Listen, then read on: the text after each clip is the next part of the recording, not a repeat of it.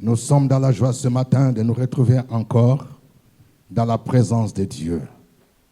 Et chaque fois que nous sommes dans la présence de Dieu, il a une parole qui est appropriée, une parole pour nous fortifier, une parole pour nous avertir.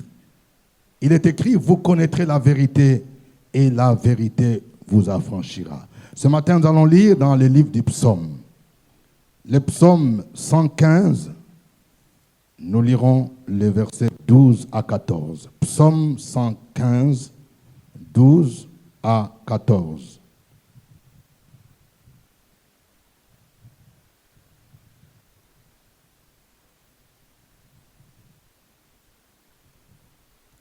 Nous lisons la parole de Dieu. L'Éternel se souvient de nous.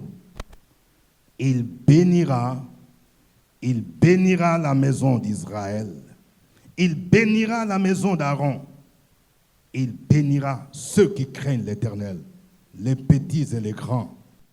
L'Éternel vous multipliera ses faveurs à vous et à vos enfants. Le thème du message de ce matin, c'est l'Éternel se souvient de toi. L'Éternel se souvient de toi. Je voudrais que nous puissions encore relire cette parole, Psaume 115. Vous allez lire après moi. L'Éternel se souvient de nous. Il bénira la maison d'Israël. Il bénira la maison d'Aaron. Il bénira ceux qui craignent l'Éternel, les petits et les grands. L'Éternel vous multipliera ses faveurs à vous et à vos enfants. L'Éternel se souvient de toi. Vous savez, l'une des faiblesses humaines, c'est l'oubli. Les hommes oublient facilement, et cet oubli est lié souvent à l'ingratitude. Tu peux faire du bien à quelqu'un.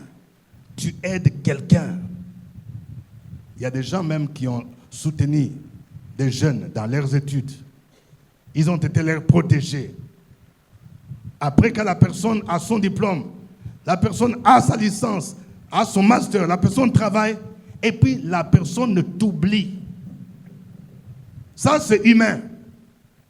Mais quant à Dieu, il ne peut jamais oublier. Je suis venu dire à quelqu'un, peut-être tu as l'impression que Dieu t'oublie.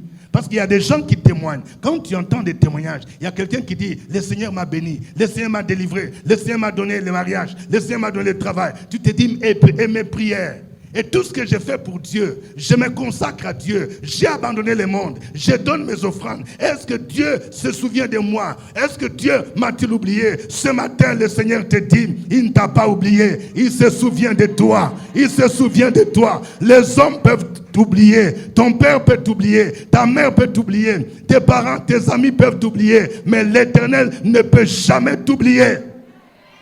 Il se souvient de toi. Et vous allez voir dans la Bible ici, ce psaume nous montre que les verbes se souvenir et les verbes bénir vont ensemble. Quand Dieu se souvient de quelqu'un, il dit « je me souviens », ce n'est pas un souvenir dans le vide. Il dit « l'Éternel se souvient de nous et il bénira ». Alléluia. Est-ce que quelqu'un peut dire « le Seigneur se souvient de moi et il me bénira ». Tout ce que tu fais pour Dieu, c'est écrit quelque part. Ça ne peut pas passer outre. Il se souvient toujours de cela.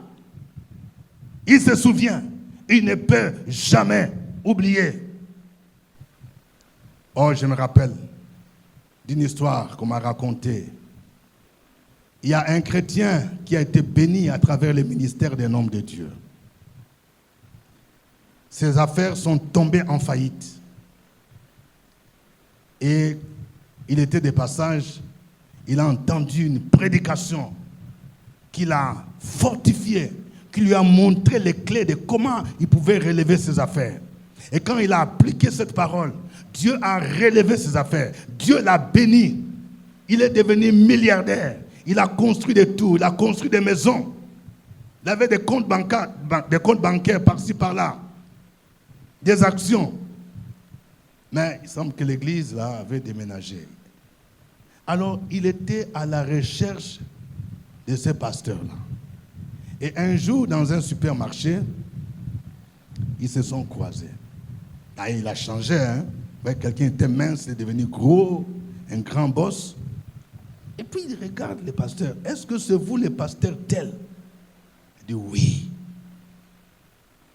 Est-ce que tu te souviens, il y a à peu près 5 ans en arrière, tu as prêché sur telle parole. Ça m'a touché. Quand j'ai appliqué ce que tu as prêché, voici ce que Dieu a fait.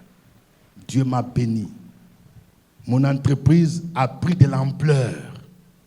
J'ai construit des maisons. J'ai beaucoup de choses. Je voyage par-ci, par-là.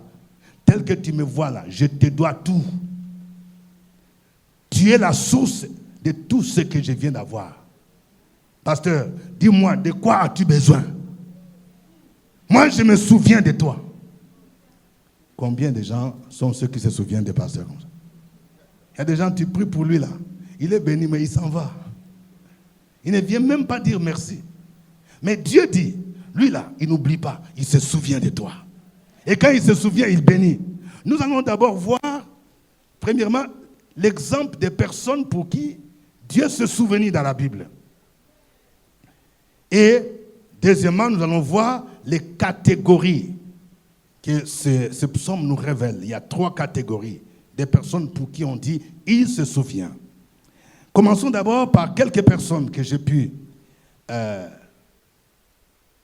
qui ont retenu mon attention. Quelques exemples bibliques des personnes pour qui Dieu s'est souvenu. Et nous allons voir, chaque fois que Dieu se souvient de quelqu'un, il fait toujours quelque chose en sa faveur. La première personne, c'est Noé. Quelqu'un dit Noé. Dans Genèse 8, versets 1 à 3, Genèse 8, 1 à 3, il est dit, Dieu se souvint de Noé, de tous les animaux et de tous les bétails qui étaient avec lui dans l'arche. Et Dieu fit passer un vent sur la terre, et les eaux s'apaisèrent. Les sources de l'abîme et les écluses des cieux furent fermées, et la pluie ne tomba plus du ciel. Les eaux se retirèrent de dessus la terre, s'en alla et s'éloignant. Et les eaux diminuèrent au bout de 150 jours. Amen. Ce passage nous parle du déluge.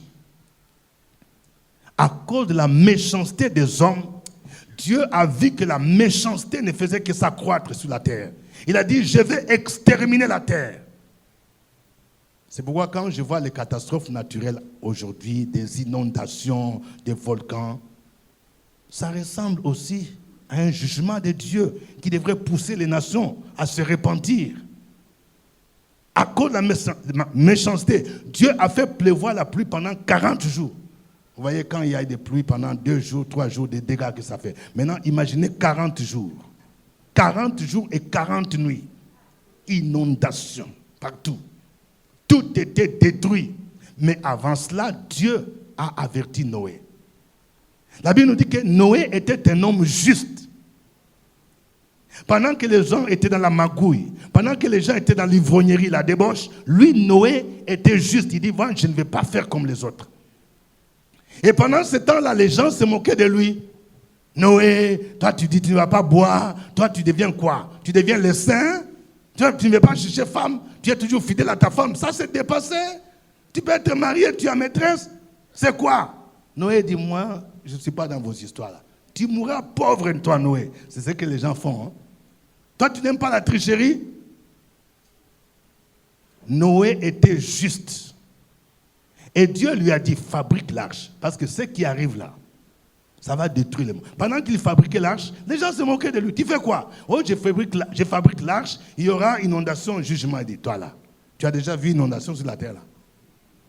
Et maintenant, quand le déluge s'est abattu sur la terre, les dégâts, mais Noé et sa famille étaient dans l'arche, et les animaux, et Dieu lui a demandé de mettre.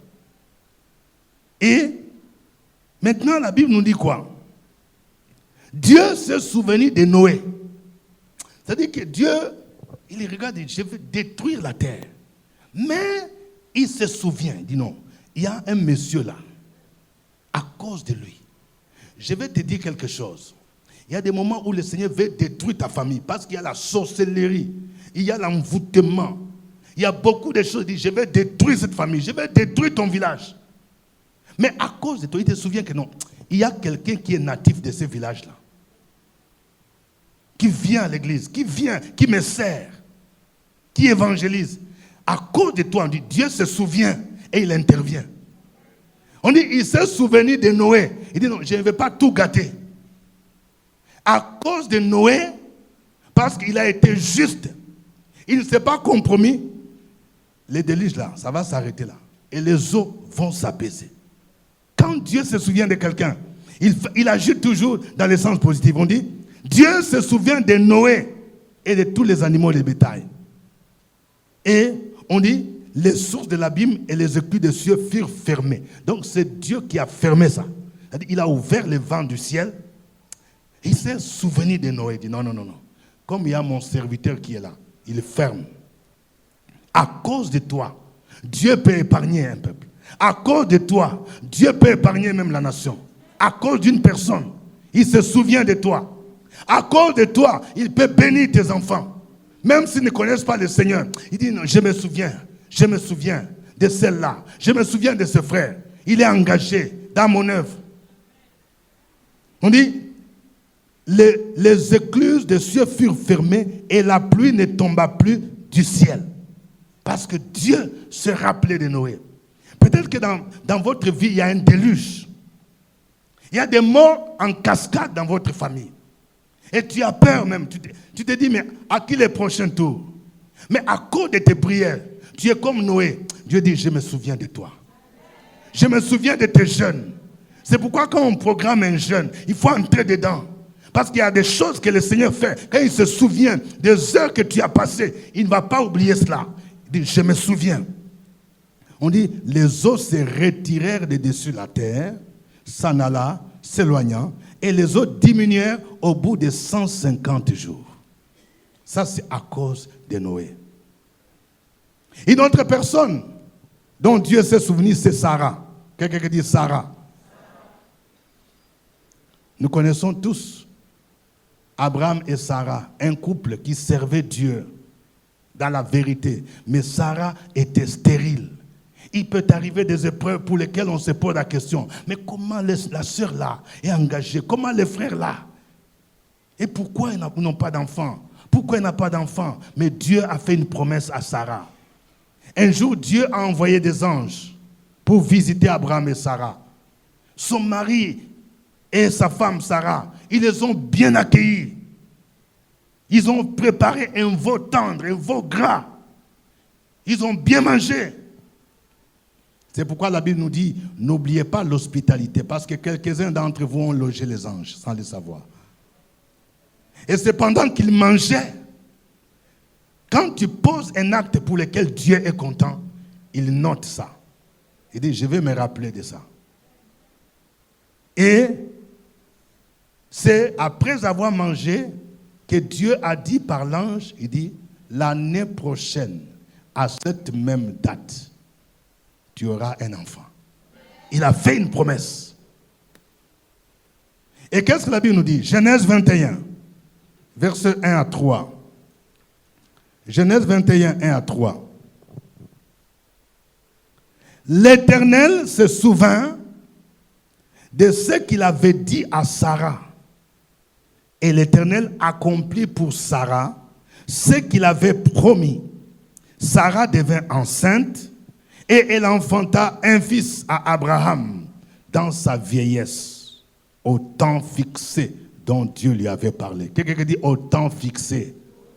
Dieu a toujours un temps qu'il a fixé pour toi. Il a un temps qu'il a fixé pour ton mariage. Il a un temps fixé pour ton travail. Il a un temps fixé pour ta fécondité. Il a un temps fixé pour ton relèvement. Il a un temps fixé pour que tu puisses aller en Europe. Il a un temps fixé pour que tu deviennes un grand homme d'affaires. Il se souvient de toi. Tout ce que tu as fait pour son œuvre, le Seigneur dit, moi je note, je me souviens de toi.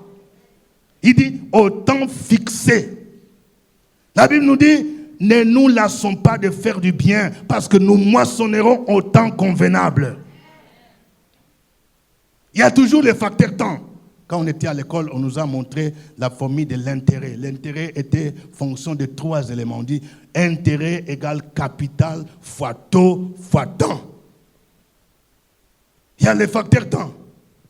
Tu ne peux pas commencer à placer l'argent en banque, même ceux qui font DAT, et dans 3 mois, on dit bon, je vais retirer combien d'argent? Non. Il faut laisser un temps.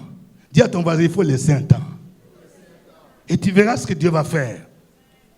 Lorsque tu persévères, il y a des gens qui viennent. Tu viens à l'église, tu viens juste. Tu dis, bon, je vais essayer. Je vais voir. Si dans 3 mois, il n'y a pas de change là, moi, je me retire. C'est trop facile ça. Dieu voit des gens qui persévèrent. Quand tu vois des gens qui sont bénis, tu ne sais pas d'où ils viennent. Tu ne sais pas depuis combien de temps. Ils sont toujours là, fidèles.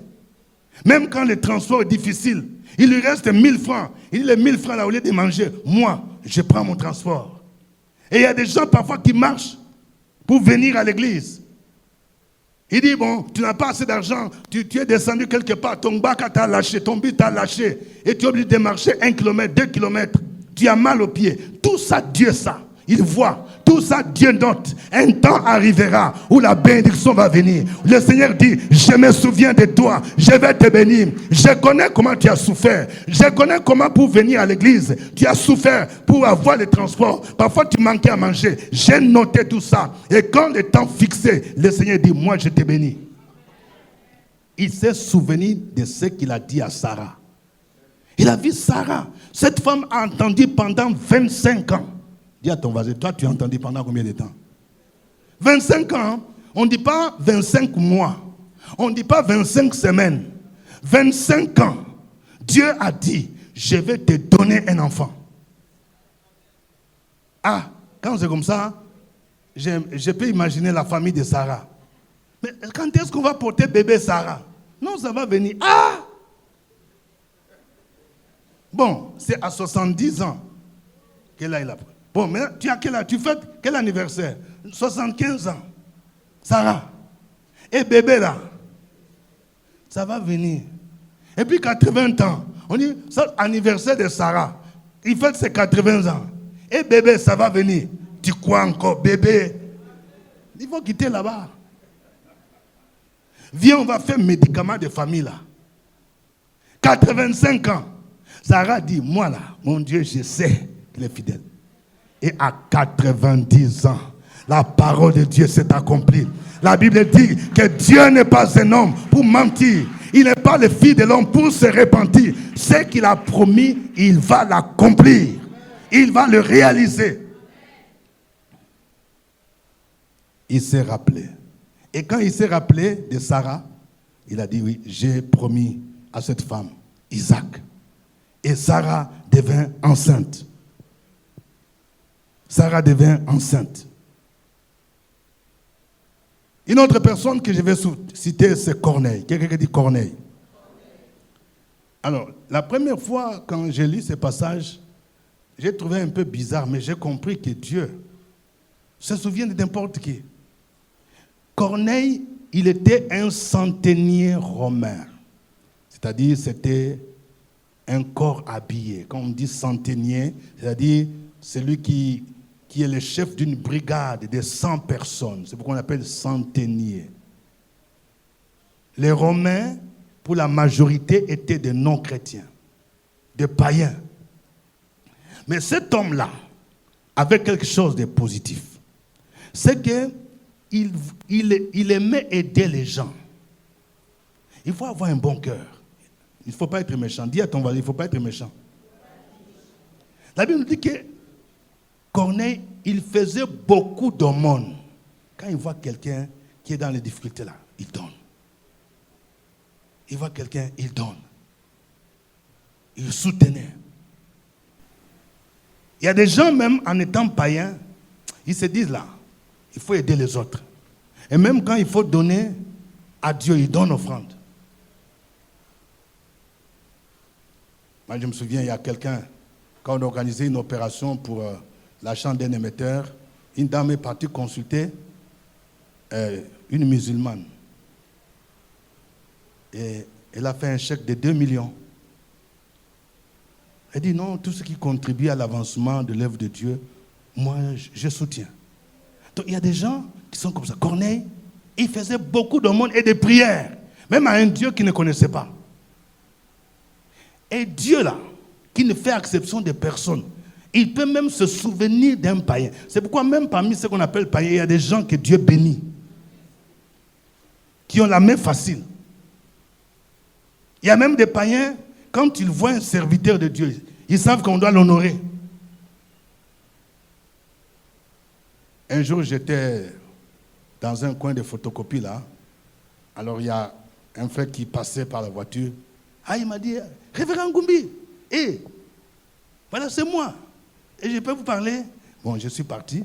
Il m'a dit, non, j'écoute beaucoup vos émissions, vraiment, vous êtes une bénédiction. Alors, lui était musulman là. Il a dit, ça se fait comme ça chez vous? Donc, un fidèle t'appelle comme ça. Ça ne se fait pas. Il devait descendre. Et puis il vient vers toi. Non, non, il ne peut pas faire ça. Je ne peux pas faire ça à un imam. Hein. Il faut venir, papa, je vais te parler.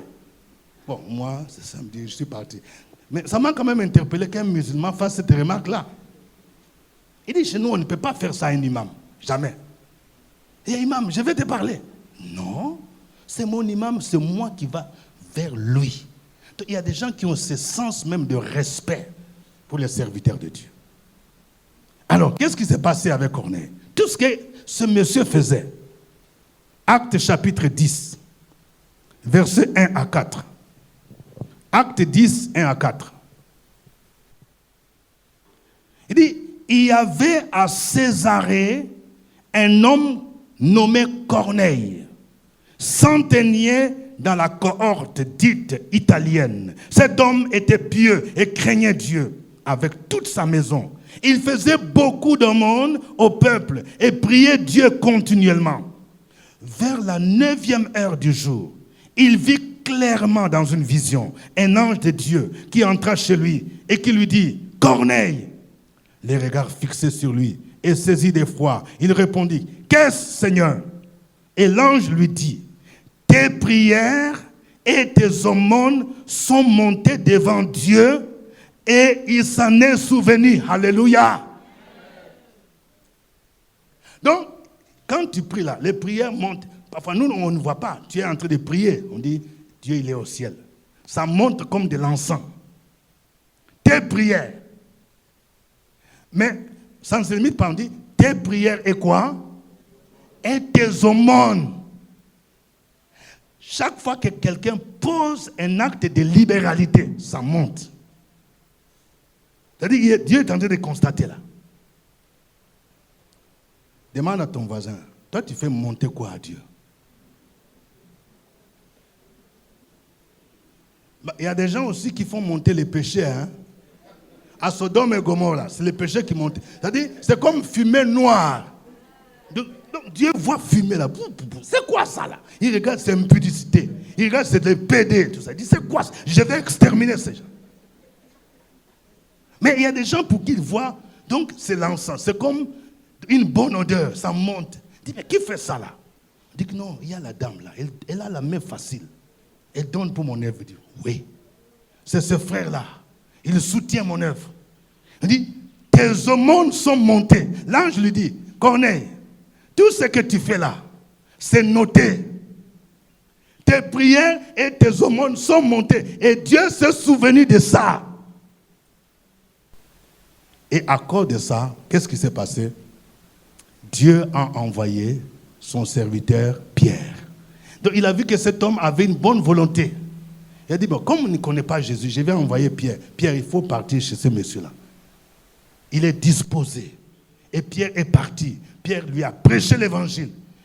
Et il a donné sa vie, lui et toute sa maison. Frères et sœurs, le Seigneur se souvient de toi. Dis à ton voisin, le Seigneur se souvient de toi. Tout ce que tu fais pour lui, ce n'est pas peine perdue. Il se souvient de tes offrandes. Il se souvient de tes dîmes. Il se souvient de tes prémices. Le temps viendra où il va dire, comme il a dit à Corneille, que tes prières et tes aumônes, tes prières et tes dîmes, tes prières et tes prémices, tes prières et tes offrandes sont montées devant Dieu.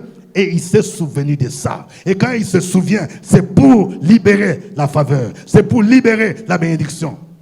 Amen.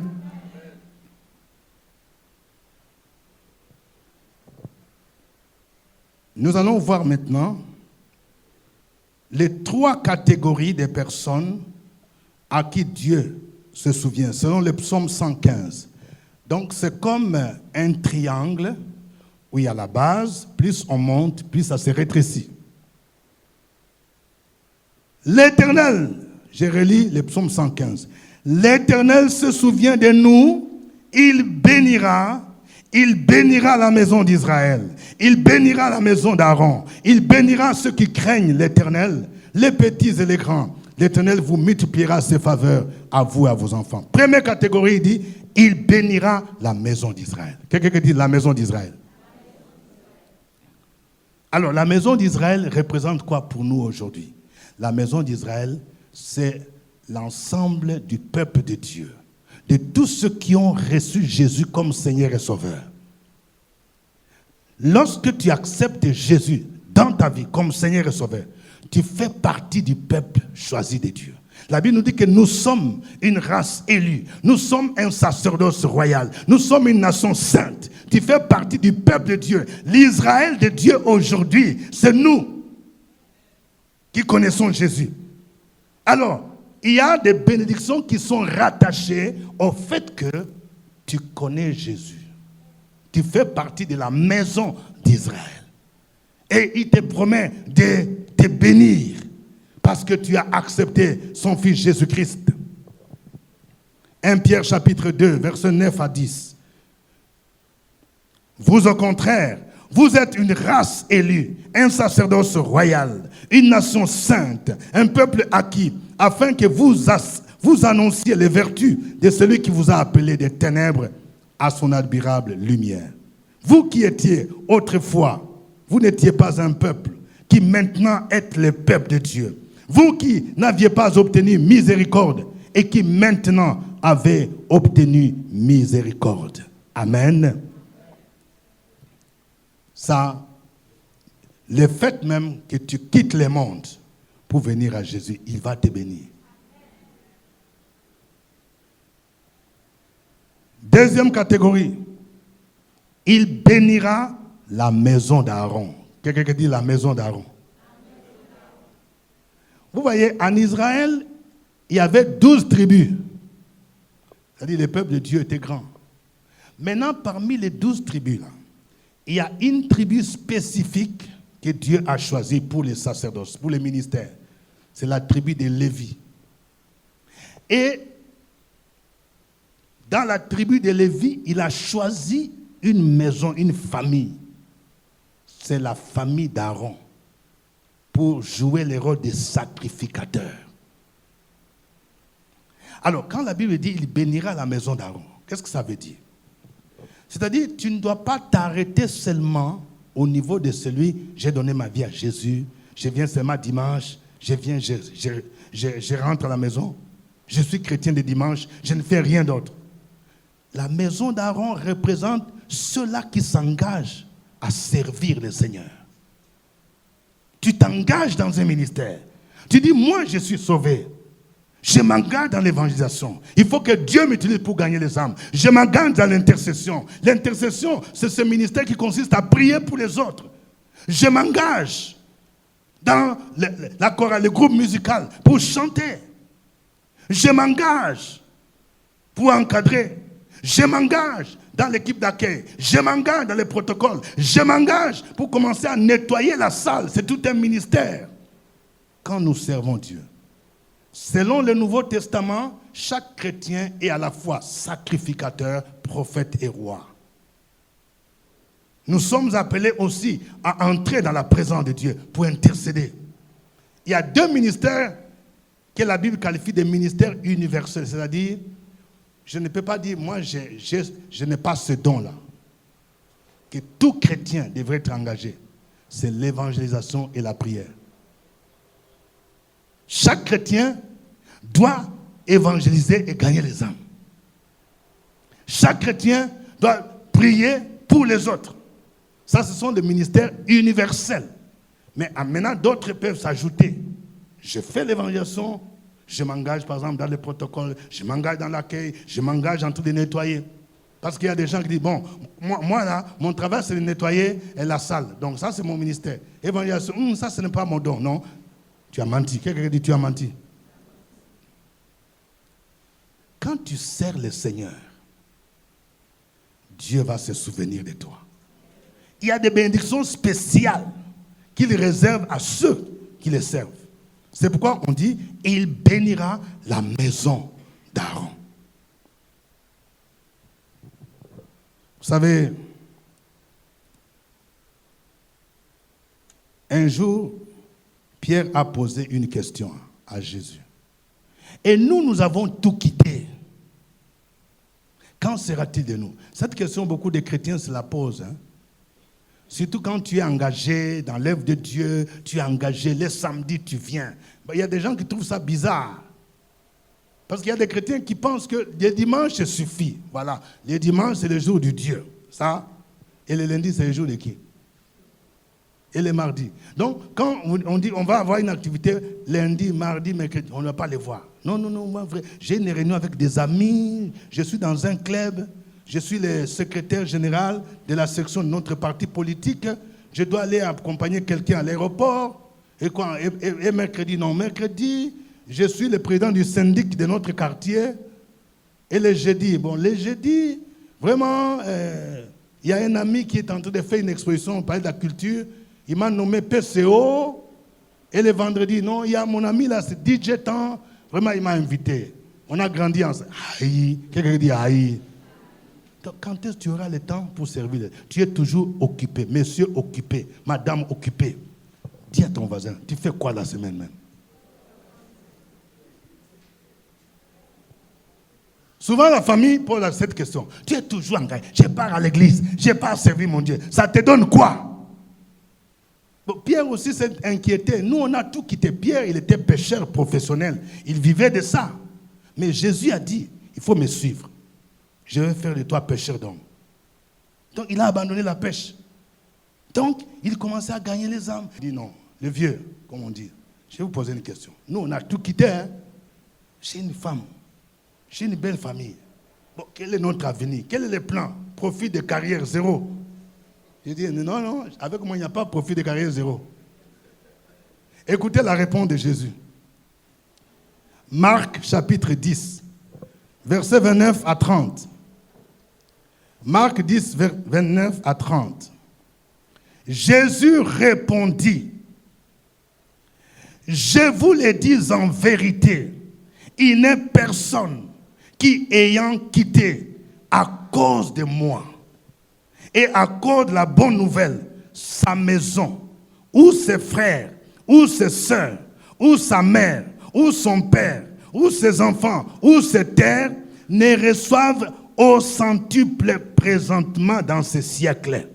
Si, des maisons, des frères, des sœurs, des mères, des enfants, des terres, avec des persécutions, et dans les siècles à venir, la vie éternelle. Amen.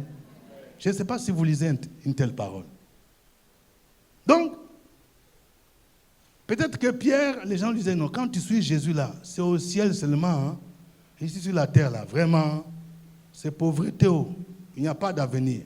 Alors Jésus dit, celui qui quitte. Quand Jésus voulait insister sur une vérité, il disait en vérité, en vérité. Ça veut dire qu'il va insister. Il dit, si quelqu'un quitte à cause de moi, c'est-à-dire, ce n'est pas à cause de quelqu'un d'autre. Hein? Tu étais brouteur. C'est ce qui te donnait l'argent. Et tu viens de découvrir que non, ça, ce n'est pas bon. Je vais m'engager à servir le Seigneur. Pour commencer à évangéliser les amis brouteurs. Tu abandonnes ça. Les gens te disent, mais tu vas mourir pauvre. Tu as quitté ça à cause de Jésus. Tu étais maîtresse. Un monsieur payait ta maison. 200 000 francs par mois. Voiture. Mais tu découvres Jésus, tu quittes ça. Jésus dit, si tu fais ça, tu as quitté même des terres. On t'a donné terrain, mais terrain du péché là, d'escroquerie. Il dit, tu abandonnes ça. Il dit, il n'y a personne. Si tu as quitté, tu as laissé toutes ces choses à cause de moi. Il dit, tu vas recevoir au centuple. Au centuple, ça fait combien? 100 fois. Il faut prendre Dieu au mot. C'est pourquoi quand tu pries, il faut réclamer ça. Seigneur, tu m'as dit. Il ne faut pas dire, cette parole-là, il faut te l'approprier. Il ne faut pas dire, tu as dit à Pierre. La Bible, elle est une parole vivante. Tu dis, Seigneur, tu m'as dit que tu vas me donner au centuple 100 fois. C'est ça la vérité. Il faut prendre Dieu au mot. Ce que tu as quitté à cause de lui. Il dit, dans ce siècle, c'est-à-dire sur la terre, ce n'est pas au ciel. Hein? Dans ce siècle ici, tu vas recevoir terre, il va te remplacer. Maison, frères et sœurs. Et dans le siècle présent, la vie éternelle. C'est-à-dire, il va se souvenir de toi. Ne pense pas que quand tu t'engages dans l'œuvre de Dieu, le Seigneur oublie ça. Non. Dieu va te récompenser. Dieu va te bénir. Frères et sœurs, quand vous me voyez, je vous raconte mon histoire, mais vous serez étonnés. Nous, quand on venait, on a chanté dans la chorale. Moi, quand je me suis converti, j'étais dans l'intercession, j'étais dans le groupe d'évangélisation, j'étais au moins peut-être 4-5 jours à l'église. Les amis disent, ah, toi aussi tu exagères. On est l'équipe d'évangélisation, je suis là. S'il faut marcher à pied, on doit marcher à pied. On fait ceci. Ah, mais les jours où je me suis marié, les gens m'ont remarqué, les jeunes là, celui qui fait mouvement là, il se marie. Si je vous montre les films de mon mariage, moi-même j'étais étonné. Mes parents étaient à 2000 km, ils ne sont pas venus, parce qu'il faut prendre un avion. Quand ils regardent le film, le temps de cadeau, ça a pris 45 minutes. Oui, oui. C'est-à-dire, toi, tu me connais, tu invites des amis, ils viennent avec cadeau. C'est-à-dire, je regarde, celui-là, c'est qui? C'est l'ami de...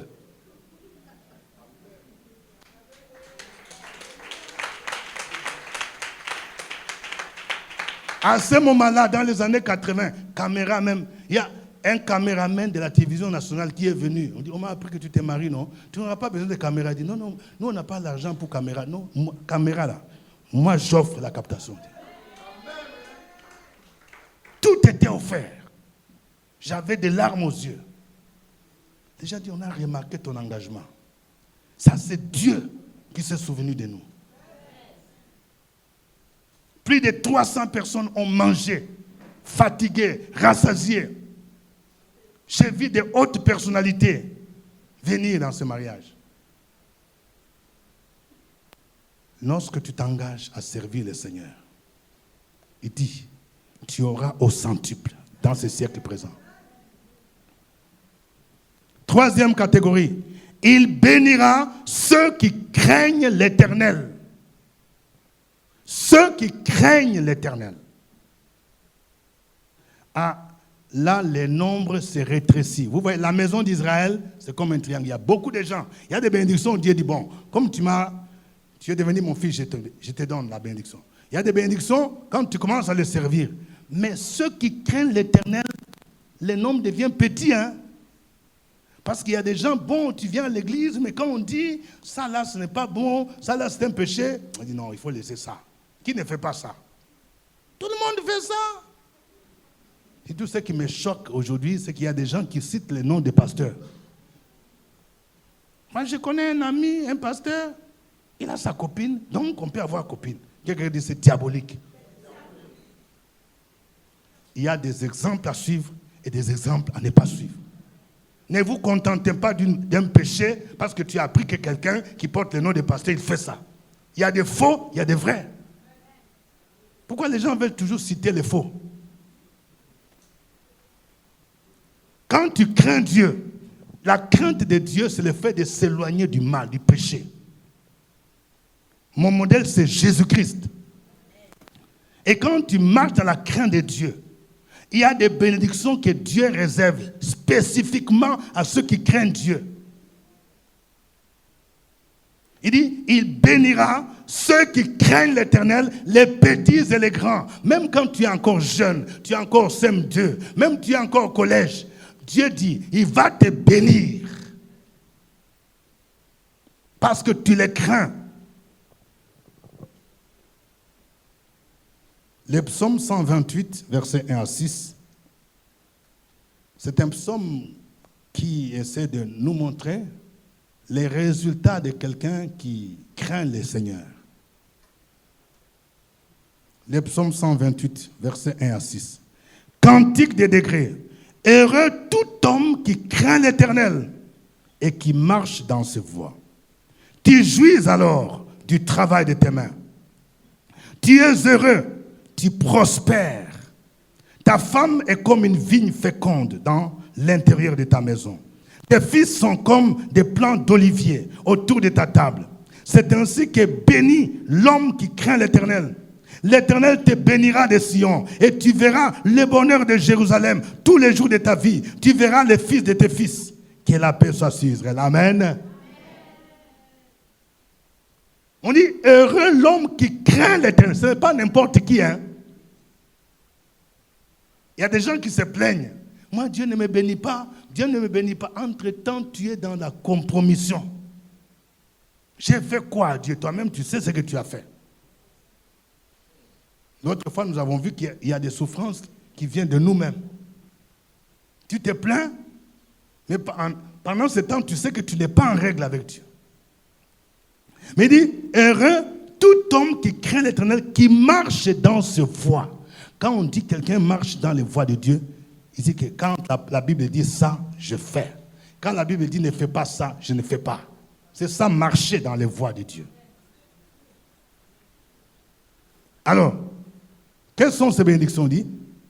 Première bénédiction, tu jouis alors du travail de tes mains. Ça suppose que tu travailles. Ça fait partie de la bénédiction de Dieu.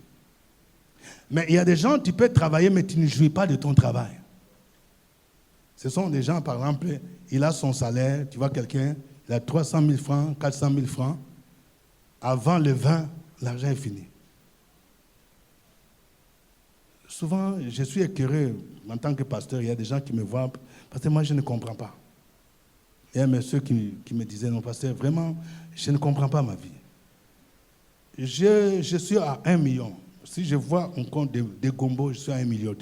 Mais pasteur, je n'arrive pas à m'organiser. Même changer fauteuil de la maison là, je n'arrive pas. Je dis, tu as combien? 1,2 million. Moi, je connais des gens qui ont moins de 300 000. La Bible dit, c'est la bénédiction de l'Éternel qui enrichit. Quand tu ne crains pas Dieu là, c'est comme si tu as un sac troué. Il y a des gens qui ont un sac troué spirituellement. C'est-à-dire quand ton salaire vient là, quand tu mets dans un sac troué, qu'est-ce que ça fait? Ça tombe. Ce sont des gens qui ne respectent pas, qui ne donnent même pas dîme. Ils ne donnent pas offrande. Quand ils donnent offrande là, s'il a donné beaucoup, c'est 5 000. Mais il peut donner 100 000 francs à une copine. Il peut acheter champagne. Il peut être parrain de cérémonies. Des histoires qui n'ont rien à voir avec Dieu. Et tu penses que Dieu va te bénir comme ça? Tout à fait normal. Tu gagnes l'argent, mais tu ne jouis pas de ça. Le Seigneur dit, pour que tu puisses jouir du travail de tes mains, il faut que tu craignes l'Éternel. Autre bénédiction, il dit, tu es heureux et tu prospères. Il y a la prospérité, il y a le bonheur. Il y a des gens, tu peux être là, mais tu n'es pas heureux. Tu es malheureux. Tu es malheureux. Je connais un frère, il a eu du travail dans une organisation même internationale. Beaucoup de gens l'enviaient. Disent, ah, il a tel poste. Ah, là, on paye bien, c'est en dollars même. Mais quand tu les regardes là, bon, avant même, il était un peu gros. Il faisait que maigrir comme ça. Quand tu vois, on dirait qu'il ne mange pas. J'ai dit, frère, il y a quoi? Non, bon, notre travail là, on nous stresse beaucoup. Vraiment, tu sens que ça ne va pas. Donc, ce n'est pas le travail là qui procure le bonheur. Il y a quelqu'un qui peut être là. Il mange garba. Mais le garba vitacrisé, avec vitachrist, avec vitamine. Tu les regardes comme ça, il est en forme. Tu demandes, tu manges quoi? Tu travailles à l'ONU? Non. Tu travailles à la BAD? Non. Mais comment tu es en forme? Je mange Garba Vita Crise. Oh my God. Ça, c'est la crainte de Dieu qui fait ça. Ou quelqu'un, on commence à te demander, tu travailles où? Mais tu es en forme, tu es bien. La crainte de Dieu fait ça.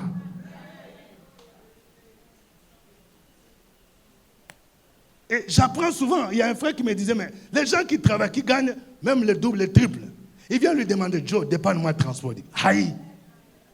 Parce que toi, on sent que tu es bien. Il dit, tu es heureux et tu prospères. Il dit, ta femme est comme une vigne féconde. Ça veut dire que le mariage fait partie aussi des bénédictions. Mais ce n'est pas n'importe quel mariage. Quand on regarde ta femme là, elle est comme une vigne féconde. Elle te donne des enfants et puis elle-même s'épanouit.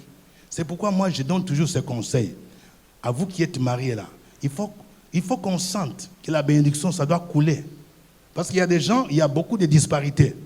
Monsieur, tu es bien habillé, tout ça, tout ça. Ta femme, on dit, quand les gens viennent, bon, je suis venu te chercher, j'ai trouvé ta servante. Non, ce n'est pas ma servante, c'est ma femme. Ah, excusez-moi. Ça veut dire que ta femme a l'air de servante. Tu l'habilles comme une servante. Ce n'est pas normal. Quelqu'un dit, ce n'est pas normal. Quand tu es marié, quand quelqu'un arrive à la maison, on n'a même pas besoin de demander que non, c'est elle. On le trouve, elle est en forme. Dis à ton voisin, tu as entendu, non? Tu lui achètes Kita, il est là. Tu lui donnes. Tu changes ses sandales. Tu changes. C'est ça, la femme. Elle est comme une vigne. Une vigne qui rayonne. Et il dit encore, tes fils sont comme des plants d'olivier. C'est-à-dire, cette bénédiction réjaillit même au niveau des enfants. Si Dieu te bénit, tu dois t'occuper de ta femme, tu dois t'occuper de tes enfants, pourvoir à leurs besoins. Il ne faut pas que tes enfants deviennent des chégués. J'étais choqué. Il y a une enquête qui a été faite. Ce qu'on appelle chégués en Afrique centrale, c'est ça les enfants de la rue, les microbes et tout ça. Une enquête a été faite. L'enquête montre que parmi les enfants là, il y a aussi des enfants de boss. Il y a des gens qui pensent que non, ce sont des enfants de... Il y a des enfants de boss. Ce sont des enfants qui souffrent d'un manque d'amour. Leurs parents ne sont jamais à la maison. Papa n'est jamais à la maison, toujours en mission, à Paris, toujours en mission, ici, par là, avec des maîtresses. Les enfants sont abandonnés à eux-mêmes. Ces enfants-là, qui ne sentent pas l'amour maternel, l'amour paternel, sont abandonnés à eux-mêmes. Quelqu'un va leur proposer quelque chose en compensation. Ils vont s'appuyer sur quelque chose. Ça commence par la drogue. Et puis, ils vont s'affirmer. Ils vont penser qu'en prenant machette, en prenant couteau, là, tu vas te rendre utile, tu vas te faire remarquer. Quelqu'un qui dit, je refuse que mes enfants soient ça. Mais quand tu crains Dieu, tu sais comment prendre soin de ta maison. Tu prends soin de tes enfants. Tes fils seront comme des plants d'olivier autour de ta table. Et on dit, tu verras les fils de tes fils. C'est-à-dire, Dieu va prolonger tes jours. Frères et sœurs, la mort va venir, chacun de nous va mourir. Mais quand tu crains Dieu là, Dieu promet de prolonger tes jours. Il y a les gens qui raccourcissent leur vie à cause du péché. À cause du péché. Et le texte dit, c'est ainsi qu'est béni l'homme qui craint l'Éternel. Vous voyez, tout ce qu'on vient de dire ici. Dieu dit, quand tu crains Dieu là, voici les bénédictions que Dieu te promet. L'Éternel se souvient de nous. Est-ce que quelqu'un peut dire, le Seigneur se souvient de moi? Et il me bénira. Que Dieu bénisse sa parole. Amen. On va s'élever pour dire merci à Dieu.